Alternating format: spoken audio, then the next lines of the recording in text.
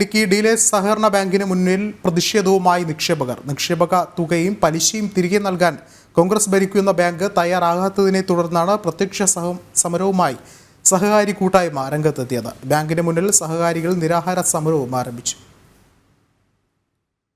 ഞാനിപ്പോൾ ഉള്ളത് Nedumkandam dealers cooperative ബാങ്കിന്റെ മുമ്പിലാണ്. ഇവിടെ ഇപ്പോൾ ഒരു സമരം നടക്കുകയാണ്. അനിശ്ചിതകാല നിരാഹാര സമരവും കൂടാതെ മറ്റ് നിക്ഷേപകരായിട്ടുള്ള ആളുകളുടെ സമരവും. കഴിഞ്ഞ ഏതാനും നാളുകളായി ഈ ബാങ്കുമായി ബന്ധപ്പെട്ട് വലിയ രീതിയിലുള്ള പ്രശ്നങ്ങൾ നിലനിൽക്കുന്നുണ്ട്. പ്രധാനമായും അഴിമതി ആരോപണമാണ് പ്രധാനമായും ഈ ബാങ്കിനെതിരെ.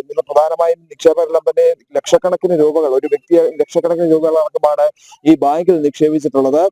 പക്ഷേ പലപ്പോഴായി ഈ കഴിഞ്ഞ ഏതാനും മാസങ്ങളായി ഇവർ ഈ പണം പിൻവലിക്കാൻ എത്തുമ്പോൾ പണമില്ല എന്നുള്ള ഒരു കാര്യമാണ് ഈ ബാങ്ക് അധികൃതർ നടത്തുന്ന വിശദീകരണം. ഈ ബാങ്കുമായി ബന്ധപ്പെട്ടുണ്ടായിരുന്ന മുൻ ഭരണാധികാരികൾ വലിയ രീതിയിലുള്ള ക്രമക്കേടുകൾ നടത്തിയിട്ടുണ്ടെങ്കിൽ പണം പിൻവലിച്ച് മുങ്ങുന്ന സാഹചര്യമാണ് ഉണ്ടായത് എന്നുള്ളതാണ് ഇവർ ആരോപിക്കുന്നത്. പ്രധാനമായും നമുക്ക് ദൃശ്യങ്ങൾ തന്നെ മനസ്സിലാക്കും എത്രത്തോളം പ്രായമായിട്ടുള്ള ആളുകളാണ് ഇത്തരത്തിൽ ഇവിടെ വന്ന ഈ ഒരു നിരാഹാര സമരത്തിലും അതുപോലെ തന്നെ ഈ ഒരു സമരത്തിൽ അടക്കമുണ്ട് ഇരുന്നുകൊണ്ട് ഇത്തരത്തിൽ പ്രതിഷേധിക്കുന്നു എന്നുള്ളത് നമുക്ക് മനസ്സിലാകും. ലക്ഷക്കണക്കിന് രൂപ, ഏകദേശം 40 ലക്ഷത്തിലധികം രൂപയൊക്കെ ഈ ബാങ്കിൽ നിക്ഷേപിച്ച ആളുകളുണ്ട്. പലപ്പോഴായി പല ആവശ്യത്തിനായി ആശുപത്രി ആവശ്യങ്ങൾക്കടക്കം ഇവർ എത്തുമ്പോൾ ഇവരോട് പറയുന്നത് പണം ഇന്ന് നൽകാം, നാളെ നൽകാം, നിങ്ങൾ ആശുപത്രിയിലേക്ക് പോയിക്കൊള്ളൂ. അവിടെ എത്തി ഇവരെ വിളിക്കുമ്പോൾ ഫോൺ എടുക്കാത്ത സാഹചര്യം, പിന്നീട് ഇവിടെ എത്തി അന്വേഷിക്കുമ്പോൾ നിലവിൽ പണം നൽകാൻ കഴിയുന്ന സാഹചര്യം അല്ല എന്നടക്കമുള്ള വിശദീകരണമാണ് ബാങ്കിലെ നിലവിൽ ഉള്ള ഭരണസമിതിയുടെയും അധികൃതരുടെയും ഭാഗത്ത് നിന്ന് ഉണ്ടായിക്കൊണ്ടിരിക്കുന്നത്. നിലവിൽ ഇപ്പോൾ ഒരു ആക്ഷൻ കൗൺസിലൊക്കെ രൂപീകരിച്ചുകൊണ്ടാണ് നിലവിൽ ഇപ്പോൾ ഈ ഒരു നിക്ഷേപകർ ഒരു വലിയ സമരത്തിലേക്ക് കടന്നിട്ടുള്ളത്. ചേട്ടാ, നിലവിൽ ഈ ഒരു ബാങ്കിന്റെ അവസ്ഥ എന്താണ്? വളരെ പരിതാപകരമാണ്. കൃഷിക്കാര്, റിട്ടയേർഡ് ഉദ്യോഗസ്ഥന്മാര്, റിട്ടയേർഡ് സൈനികര്, വ്യാപാരികള്, പ്രവാസികള്, വിധവകള്, പ്രായമായ പേരൻസ്, ഇവരൊക്കെ അനവധി ലക്ഷം രൂപ അവരോടൊക്കെ നിക്ഷേപം ഇവിടെ സ്വീകരിച്ചിട്ടുണ്ട്. പക്ഷെ ഈ നിക്ഷേപങ്ങളൊക്കെ സ്വീകരിച്ചിരിക്കുന്ന ശരിയായ രീതിയിൽ നിക്ഷേപം സ്വീകരിച്ചിട്ടുണ്ട്. പക്ഷെ തിരിച്ചു കൊടുക്കാൻ അവർക്ക് നിവൃത്തിയില്ല. കാരണം അവർ കൊടുത്തിരിക്കുന്ന ലോണ് 44 കോടി പണം കൊടുത്തിരിക്കുന്നത് വേണ്ട പ്രോപ്പർ ഡോക്യുമെന്റ്സ് പ്രമാണങ്ങളൊന്നും ഇല്ലാന്ന് കൊടുത്തിരിക്കുന്നത്. അതുകൊണ്ട് ഈ ലോൺ തിരികെ അടയ്ക്കണമെന്ന് പറയുന്നവര് അവരെ അടയ്ക്കാൻ വൈമനസ്യം കാണിക്കുന്നു. അത് കാരണം ഈ ഡെപ്പോസിറ്റ് ചെയ്തവർക്ക് പണം കൊടുക്കാൻ സാധിക്കുന്നില്ല. അതായത് ക്യാൻസർ, ഹൃദ്രോഗം, ഇതുപോലുള്ള തീവ്രമായ അസുഖങ്ങളുള്ളവർക്ക് ഒരു പരിശോധനയ്ക്കോ ചെക്കപ്പിനോ മരുന്ന് വാങ്ങിക്കാൻ പോലും പണം ചോദിച്ചിട്ട് നൽകുന്നില്ല എന്നുള്ളതാണ് വാസ്തവം. അത്തരത്തിലാണ് പ്രധാനമായും ഈ ബാങ്കുമായി ബന്ധപ്പെട്ട് ഈ രേഖകൾ, മതിയായ രേഖകളില്ലാതെ നിരവധി കോടിക്കണക്കിന് രൂപ വായ്പ നിരവധി ആളുകൾക്ക് നൽകിയിട്ടുണ്ട്. ഈ ബാങ്കിലുള്ള ജീവനക്കാരടക്കം ഇത്തരത്തിൽ വായ്പകൾ എടുത്ത് പലരുടെ പേരുകളിൽ വായ്പ എടുത്തിട്ടുണ്ട് എന്നുള്ളതാണ് നമുക്ക് മനസ്സിലാക്കാൻ സാധിക്കുന്നത്. നിലവിൽ ഇപ്പോൾ ഇവിടെ ഒരു നിരാഹാരം കിടക്കുന്ന ഈ വ്യക്തിക്ക് 40 ലക്ഷം രൂപയാണ് ഈ ബാങ്കിൽ നിക്ഷേപമുള്ളത്. പക്ഷേ ആവശ്യത്തിന് അദ്ദേഹം ഈ ഒരു പണം പിൻവലിക്കാൻ എത്തിയപ്പോൾ പണം ലഭിക്കാത്ത സാഹചര്യമുണ്ട്. അതേ തുടർന്നാണ് ഇത്തരത്തിലുള്ള ഒരു പ്രത്യക്ഷ സമരത്തിലേക്ക് അദ്ദേഹം കടന്നിട്ടുള്ളത്. ചേട്ടാ, ഈ ഒരു ബാങ്കിന്റെ ഓഫർ ഏത് രീതിയിലാണ്? ഓഫർ ഇവിടുന്ന് സാറേ എന്നോട് പറഞ്ഞിരുന്ന ഇവിടുന്ന് 12% പലിശ എന്ത് തരാമെന്ന് പറഞ്ഞുകൊണ്ടാണ് ഞാൻ ഇവരുടെ ചതിയിൽ ആകപ്പെട്ടത്. എന്റെ മക്കളും ഞാനും കൂടി കഷ്ടപ്പെട്ട പൈസ സ്റ്റേറ്റ് ബാങ്കിൽ ഇടാൻ കൊണ്ടുവന്ന പൈസ എന്റെ മകനോട് ഞാൻ കമ്പൽ ചെയ്തിട്ട് അവരിവിടുന്ന് എന്റെ നിർബന്ധപ്രകാരം അവിടെ കൊണ്ട് നിക്ഷേപിച്ചതാണ്. അതും പ്രകാരം ഇവിടുന്ന് എനിക്ക് എന്റെ 40 ലക്ഷം രൂപ ഞാനും എന്റെ മക്കളോട് കഷ്ടപ്പെട്ട പൈസ ഇന്ന് ഈ നാട് കഴിഞ്ഞിരിക്കുന്നത് ഒരു പൈസ പോലും തിരിച്ചു തന്നിട്ടില്ല. ഞാൻ ഇവിടുന്ന് ഒരു 20 ലക്ഷം രൂപ അവിടുന്ന് 6 മാസത്തിനുള്ളിലും അതിനുശേഷം 20 ലക്ഷം രൂപ തിരികെ തരാൻ ഞാൻ അവരോട് ആവശ്യപ്പെട്ടു. അവരൊരു പൈസയും എനിക്ക് ഇതുവരെ തന്നിട്ടില്ല. അവര് ഓരോ കാര്യങ്ങൾ കാര്യങ്ങൾ മാറ്റി വിടുകയാണ്. അതുകൊണ്ട് യാതൊരു കാരണവശാലും എന്റെ പൈസ കിട്ടാതെ ഞാൻ ബാങ്കിൽ നിന്ന് ഞാൻ മരിച്ചു പോകുന്നല്ലാതെ ഇവിടുന്ന് ഞാൻ പിന്മാറില്ല.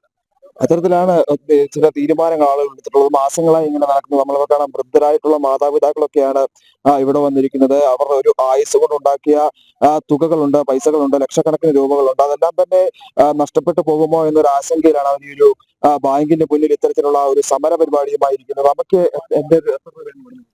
എനിക്ക് 15 ലക്ഷം രൂപയും അവരുടെ കണക്കനുസരിച്ച് 1,35,000 രൂപ പലിശയും തരാനുണ്ട്.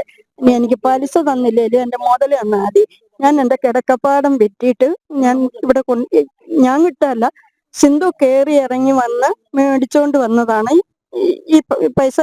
സിന്ധു എന്ന് പറയുന്ന വ്യക്തിയാണ് സെക്രട്ടറി മേടിച്ചുകൊണ്ട് വന്ന് പിന്നെ ഒരു മെമ്പറും കൂടെ കൂടിക്കൊണ്ടാണ്, പഴയ മെമ്പർ, ഇവിടെ കൊണ്ടുവന്ന് ഈ പൈസ ഇടിയിപ്പിച്ചത്. ഞാൻ രണ്ടാമത് സ്ഥലം വാങ്ങിക്കാൻ ഞാൻ 50,000 രൂപ കൊണ്ടുവന്ന് അഡ്വാൻസും കൊടുത്ത് എഗ്രിമെന്റും എഴുതി എടുത്തു. ഇവിടെ വന്നപ്പം പിന്നെ പൈസ ഇല്ല. ഈ 50,000 പോയി. അത്തരത്തിലാണ് ഒരു സ്ഥലം വിറ്റ് വീട് വാങ്ങണം, അല്ലെങ്കിൽ നിലവിലുണ്ടായിരുന്ന സ്ഥലം വിറ്റ് പുതിയ വീട് വാങ്ങാനായി എത്തുമ്പോഴെല്ലാം തന്നെ ഇത്തരത്തിൽ സ്ഥലം വാങ്ങാൻ എത്തുമ്പോഴെല്ലാം ഇത്തരത്തിലുള്ള ഒരു പ്രതികരണമാണ് ബാങ്ക് അധികൃതരുടെ ഭാഗത്തു നിന്നുണ്ടാകുന്നത്. പ്രധാനമായും ബാങ്ക് അധികൃതർ നൽകുന്ന ഒരു വിശദീകരണം ഏകദേശം 29 കോടിയോളം രൂപ അവർക്ക് ഈ ഒരു വിവിധ ലോണുകൾ നൽകിയതുമായി ബന്ധപ്പെട്ട് പിരിഞ്ഞു കിട്ടാനുണ്ട്. മുൻ ഭരണസമിതി അംഗങ്ങൾ ക്രമവിരുദ്ധമായി ഇവിടെ നിന്നും പണം എടുത്തിട്ടുണ്ട്. അത്തരത്തിൽ നിരവധിയായ ആരോപണങ്ങളാണ് അവർ പ്രധാനമായും മുമ്പോട്ട് വയ്ക്കുന്നത്. ബാങ്ക് അധികൃതർ പ്രധാനമായും നൽകുന്ന ഒരു വിശദീകരണം ഈ ഒരു പ്രത്യേക ഒരു സ്കീം ഉണ്ടാക്കിക്കൊണ്ട് തന്നെ ഈ പണങ്ങൾ തിരിച്ചു കൊടുക്കാൻ തയ്യാറാണ്. പക്ഷെ അതിന് സാവകാശം അടക്കം വേണമെന്നുള്ളൊരു കാര്യമാണ് അവർ പ്രധാനമായും മുമ്പോട്ട് വയ്ക്കുന്നത്. ഇത്തരത്തിൽ ക്രമവിരുദ്ധമായി നടന്നിട്ടുള്ള കാര്യങ്ങളിൽ, അതായത് ഇവർക്ക് നിരവധി ബ്രാഞ്ചുകളുണ്ട്, കുമളിയിലുണ്ട്, അടിമാലിയിലുണ്ട്, അത്തരത്തിൽ നിരവധി ബ്രാഞ്ചുകളുണ്ട്, ഈ കട്ടപ്പനയിലുണ്ട്. അത്തരത്തിൽ ഈ കുമളിയിൽ ഒരു ബ്രാഞ്ചുമായി ബന്ധപ്പെട്ട് 1 കോടിയോളം രൂപ ഒരു തട്ടിപ്പ് നടത്തിയിട്ടുള്ള വൈശാഖ് എന്ന് പറയുന്ന ഒരു വ്യക്തിക്കെതിരെ ബാങ്ക് പരാതി നൽകുകയും അദ്ദേഹത്തിനെതിരായുള്ള നടപടികൾ ഇപ്പോഴും ഇഴഞ്ഞു നീങ്ങുന്ന ഒരു സാഹചര്യമുണ്ട്. അത്തരത്തിൽ കൂടുതൽ ആളുകൾ, അത്തരത്തിൽ കൂടുതലായിട്ടുള്ള ജീവനക്കാർ ഇത്തരത്തിൽ ഇവിടുന്ന് തിരിമറി നടത്തിയിട്ടുണ്ട്. പക്ഷേ ഈ തിരിമറികളെല്ലാം നടത്തുന്നത് വ്യക്തമായ രേഖകളില്ലാതെയാണ് എന്നുള്ള ഒരു കാര്യമാണ് നിലവിലെ ഭരണസമിതി കണ്ടെത്തിയിട്ടുള്ളത്. അതുമായി ബന്ധപ്പെട്ടുള്ള മറ്റു നടപടിക്രമങ്ങളിലേക്ക് കടക്കാനാണ് ബാങ്ക് അധികൃതർ തീരുമാനിച്ചിട്ടുള്ളത്. നിക്ഷേപകർക്ക് ഏത് വിധേനയും പണം നൽകാൻ തങ്ങൾ ബാധ്യസ്ഥരാണ്. അതിനുവേണ്ട ശ്രമങ്ങൾ ഉടൻ തന്നെ ആരംഭിക്കുമെന്ന ഒരു വിശദീകരണമാണ് ബാങ്ക് അധികൃതരുടെ ഭാഗത്ത് നിന്ന്. അല്ലെങ്കിൽ കോൺഗ്രസ് ആണ് ഈ ഒരു ബാങ്ക് ഭരിക്കുന്നത്. കോൺഗ്രസിന്റെ നേതൃത്വത്തിൽ, കോൺഗ്രസ് ഭരണസമിതിയാണ് ഈ ഒരു ബാങ്കിന്റെ നേതൃത്വത്തിലുള്ളത്. അവർ നിലവിലെ ഭരണസമിതി നൽകുന്ന വിശദീകരണം ഇത്തരത്തിൽ ഏത് വിധേനയും പണം നൽകാനുള്ള ക്രമീകരണങ്ങൾ ഉടൻ തന്നെ ആരംഭിക്കുമെന്നാണ്. നമ്മൾ ഇതിൽ നിന്ന് മനസ്സിലാക്കേണ്ട മറ്റൊരു കാര്യം എന്നുള്ളത്, മുമ്പുണ്ടായിരുന്ന ഭരണസമിതി, കോൺഗ്രസിന്റെ തന്നെ ഭരണസമിതി വലിയ രീതിയിലുള്ള ഒരു തട്ടിപ്പ് നടത്തിയിട്ടുണ്ട്. ആ തട്ടിപ്പ് നിലവിലെ ഭരണസമിതി അംഗീകരിക്കുന്നുമുണ്ട്. ആ ഒരു തട്ടിപ്പിന്റെ ഭാഗം എന്നോണമാണ്, അല്ലെങ്കിൽ തട്ടിപ്പിന്റെ ഭാഗമായിട്ടാണ് ഇത്തരത്തിൽ വലിയ രീതിയിൽ രേഖകളില്ലാതെ ഈ ഒരു തുക കൈമാറ്റം ചെയ്യപ്പെട്ടിട്ടുള്ളത് എന്നുള്ളതാണ്. എന്തായാലും നിലവിൽ ഈ ഒരു പ്രത്യക്ഷ സമരവുമായി തന്നെ മുമ്പോട്ട് പോകാൻ തന്നെയാണ് നിക്ഷേപകർ തീരുമാനിച്ചിട്ടുള്ളത്. തങ്ങളുടെ പണം കിട്ടുന്ന ആ ഒരു സമയം വരെ ഈ ഒരു പ്രതിഷേധം തുടരാൻ സമരവുമായി തന്നെ മുമ്പോട്ട് പോകാൻ തന്നെയാണ് നിക്ഷേപകർ തീരുമാനിച്ചിട്ടുള്ളത്. തങ്ങളുടെ പണം കിട്ടുന്ന ആ ഒരു സമയം വരെ ഈ ഒരു പ്രതിഷേധം തുടരാനാണ് അവർ തീരുമാനിച്ചിട്ടുള്ളത്. എന്തായാലും വരും ദിവസങ്ങളിൽ ഈ ഒരു പ്രതിഷേധം കടുക്കാൻ തന്നെയാണ് സാധ്യതയുള്ളത്.